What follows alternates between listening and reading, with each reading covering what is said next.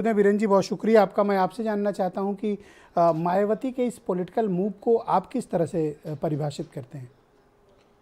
देखिए, मायावती का उत्तर प्रदेश में अभी 12% के करीब वोट उनको मिला था। तो वो एक बड़ी पार्टी रही, वो 4 बार उत्तर प्रदेश की मुख्यमंत्री रही। अब वो अकेले लड़ना चाहती हैं चुनाव। लेकिन अगर आप देखेंगे कि जो विधानसभा का चुनाव हो या लोकसभा का चुनाव, मायावती एक ऐसी नेता रही जिनको उनके समाज का एक मुश्त वोट हमेशा मिलता रहा, बड़े पैमाने पर मिलता रहा। और अब बात यह आई कि जो पिछला अगर विधानसभा का चुनाव हुआ उसमें आप देखिए कि मायावती और अखिलेश यादव के वोट को अगर जोड़ दिया जाए तो उसका वोट परसेंटेज बीजेपी की वोट से ज़्यादा हो जाता है। तो इनके गठबंधन का जो पिछला नतीजा था उसमें 10 सांसद मायावती के जीते थे। इस बार वो कह रही हम अकेले लड़ेंगे। 2014 में मायावती एक बार अकेले लड़ी थी, उस बार भी उनको तब सीटें नहीं आई थी। गठबंधन में ताकत तो है लेकिन घाटा, नफ़ा, नुकसान ये भी है। तो वो इसका अपना आकलन कर रही होंगी, एक मजी हुई नेता है वो। और ये आरोप लगता है कि बीएसपी को वोट ट्रांसफ़र हो जाता है, सपा को वोट ट्रांसफ़र नहीं हुआ, कांग्रेस का वोट ट्रांसफ़र नहीं हुआ, ये सब बातें आती हैं चुनाव में।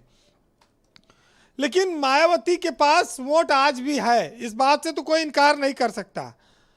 लेकिन अब बीजेपी उनके वोट पे धीरे धीरे डोरा डाल रही है, या कह लीजिए उसको अपनी ओर खींच रही है। मायावती के वोटरों को वो 5 किलो का राशन से लेके हर घर बिजली, शौचालय और प्रधानमंत्री आवास, किसान सम्मान निधि, उज्ज्वला योजना, ये जो योजनाएं SC ST वर्ग में चलाकर अभियान ये जो दे रही है केंद्र सरकार, इससे वो वोट को अपनी ओर खींचने की कोशिश कर रही है। और एक टाइम में मायावती का 22% वोट अभी उससे पहले था, तो उनका वोट परसेंट तो थोड़ा डाउन हुआ। लेकिन अब एक चीज़ देखना होगा कि मायावती अकेले अगर चुनाव लड़ती हैं तो मोदी हर जिले में एक दो रैली करते हैं, राहुल गांधी पैदल चल रहे हैं। मायावती के लिए लोग कहते हैं भाई ये तो मंडल में रैली करती हैं, जिले में भी एक आध रैली होती है। तो अगर सियासत में सड़क पर उतर कर मेहनत करने का कोई पैमाना है तो वहाँ पर मायावती खाली जिले जिले या मंडल मंडल जाती हैं। ये एक टेक्निकल समस्या है। अब उनका वोटर, हालांकि उनकी बात अब तो मीडिया का ज़माना पहुंची जाती है, लेकिन इतना ज़रूर है कि मायावती के एक टाइम पर उनके पास बहुत सारे सिपह सालार थे। नसीमुद्दीन सिद्दीकी, रामअचल राजभर, स्वामी प्रसाद मौर्य, आज ब्रजेश पाठक जो उप मुख्यमंत्री हैं, और जुगल किशोर, बिजलाल खाबरी, नकुल दुबे, इंजीत सरोज, तमाम सारे ऐसे नाम हैं जो आज दूसरे पार्टियों के लिए काम कर रहे हैं और मायावती के पार्टी में रह के तमाम अच्छी और तमाम नुकसानदायक चीज़ें वो जानते हैं। अगर मायावती अकेले लड़ती हैं तो उत्तर प्रदेश में कोई गठबंधन स्वाभाविक रूप से बनता नहीं है। फिर ये जान लीजिए, फिर ऐसा लगता है कि बीजेपी 75+ का जो उसका नारा है वो आसानी से पा सकती है, क्योंकि मायावती का ही गठबंधन अगर वो सपा के साथ हो या और किसी के साथ तो वो कुछ रोकने की स्थिति में बनता है बीजेपी को।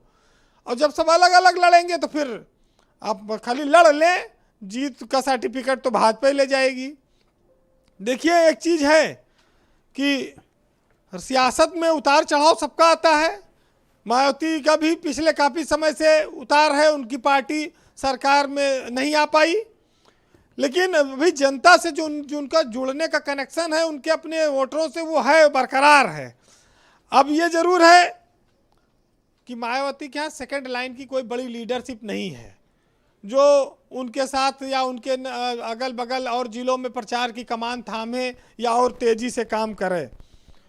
मायावती ने उस दलित समाज को, उस पिछड़े समाज को, जो कपड़ा धोता था, जो जूता सिलता था, जो गरीब था, बहुत सारे लोगों को उठाकर विधायक बनाया, सांसद बनाया, मंत्री बनाया। ये उन्होंने बहुत बड़ा परिवर्तन उत्तर प्रदेश की सियासत में लोगों को दिखाया है। लेकिन अब जब बीजेपी का राज जब से 2014 से मोदी का युग आया, मायावती उसमें पिछड़ती गई। अब उनके वोट पर बीजेपी की नज़र है। लोग कहते हैं कि भाई वो CBI, ED और इनके डर से राजनीतिक दल भाग रहे हैं मोदी के सामने, बीजेपी के सामने। अब उसमें अंदर खाने किसकी क्या मजबूरियां हों, वो अलग बात है। लेकिन मायावती ने हिम्मत दिखाई है कि वो अलग चुनाव लड़ेंगी। अभी उससे पहले देखिए निकाय का भी चुनाव होगा, फिर तमाम सारी चीज़ें आएंगी। अच्छा, बीजेपी बड़ी होशियार पार्टी है। वो अगर मायावती कहीं गठबंधन के लिए कोशिश भी करेंगी तो चाहेगी कि ना हो, अलग अलग रहे। ब्रजेश जी, एक बार एक मोहतरमा से एक डॉक्टर साहब और एक वकील साहब, ये दोनों लोग प्रेम करते थे। तो डॉक्टर साहब क्या करते थे कि उनको रोज़ एक गुलाब भेजते थे और वकील साहब रोज़ एक सेब भेजते थे। तो एक दिन उस मोहतरमा ने पूछा वकील साहब से, ये बताओ गुलाब तो प्रेम की निशानी है, तुम सेब क्यों रोज़ भेजते हो? तो बोले कि सेब, जो एक सेब रोज़ खाए डॉक्टर के घर कभी ना जाए, तो ये सेब तो डॉक्टर से दूर रखता है। तो बीजेपी ऐसे ही सेब खिला रही है लोगों को कि डॉक्टर की तरफ न चला जाए वोट बीएसपी का। तो ये दलितों को इसी तरह से रोज लुभाते रहते हैं। तो ये आप मान लीजिए इसको कि उत्तर प्रदेश में अगर मायावती अकेले लड़ेंगी तो फिर बीजेपी के लिए मैदान बहुत आसान है।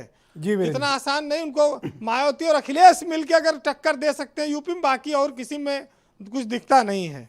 बहरहाल सबकी अपनी अपनी पार्टी है। भाई अभी तो ओवैसी भी आएंगे, आज वकार साहब नहीं है, नहीं वो भी कहेंगे हम भी 80 पे लड़ेंगे, जहां जिसका मन आए। लेकिन सियासत में लोग कहते हैं मायावती के लिए, लेकिन मुझे लगता है मायावती डरने वाली लेडी नहीं, उनको आयरन लेडी खिताब दिया गया था।